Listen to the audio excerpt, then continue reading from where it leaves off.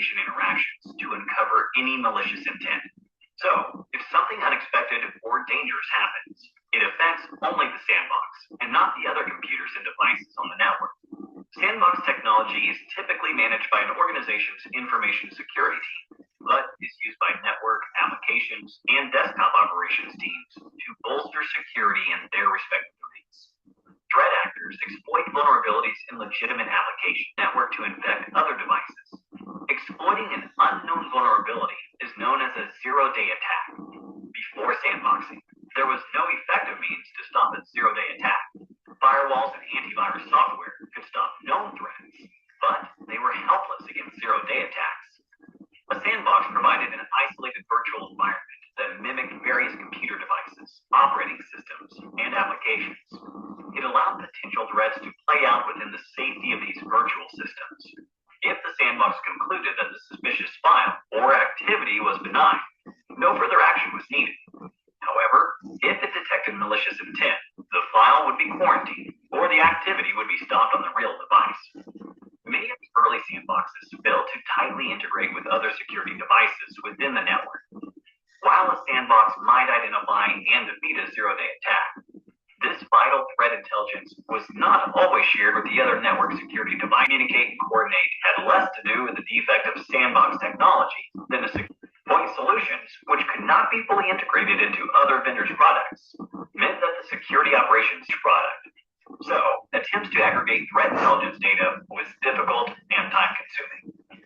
The second generation sandbox came about to correct the siloed piecemeal approach. Sandboxes were equipped with more integration tools or partnered with other vendors to improve integration. As a result, they could share threat intelligence with other security devices, such as firewalls, email gateways, endpoints, and other sandbox device security, allowed analysts to correlate threat intelligence centrally and respond to threats from a single pane of glass. Moreover, an integrated network security environment could share information to a threat intelligence service in the cloud, which could be pushed to other networks. Today, threat actors are innovating automation and artificial intelligence, AI techniques, and to discover security vulnerabilities more quickly with the goal of evading and overwhelming current defenses. To keep pace and accelerate detection of these new threats, it is imperative that AI learning is added to the sandbox threat analysis process. AI-driven attacks necessitated a third-generation sandbox based on a threat analysis standard. Also, it needed to cover the expanding attack surface of businesses due to the digital transformation. The digital transformation refers to the movement of business data, applications, and infrastructure to the cloud. The challenge of standards-based threat analysis arose due to the struggle to interpret and understand cyber threat methods, which hampered effective responses. MITRE, a nonprofit organization, proposed the attack framework that describes standard malware characteristics categorically. Many organizations embraced MITRE ATT&CK as a standard for threats to adopt the MITRE ATT&CK framework. It provided security devices with a common language in which to identify, describe, and categorize threats, which could be shared with and readily understood by other vendor devices. Lastly, as more businesses adopt digital transformation, there are new organizations or parts of organizations exposed to attacks.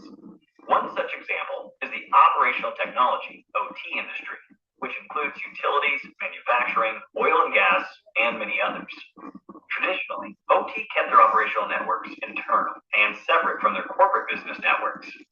But increasingly, OT networks access corporate and third-party vendor networks. Another example is organizations that offer applications, platforms, and infrastructure as a service in the public cloud, AWS and Azure to name a few. They host applications for other businesses, which are accessed through the internet. These new areas require similar protection against zero-day threats to minimize business disruption and security risks. As a result, sandbox technology evolved to provide wider coverage to these areas and others as they develop. The Fortinet Sandbox product is named Forti Sandbox, and it embodies all of the latest technologies discussed here. It integrates with other security products in a collective defense called the Fortinet Security Fabric.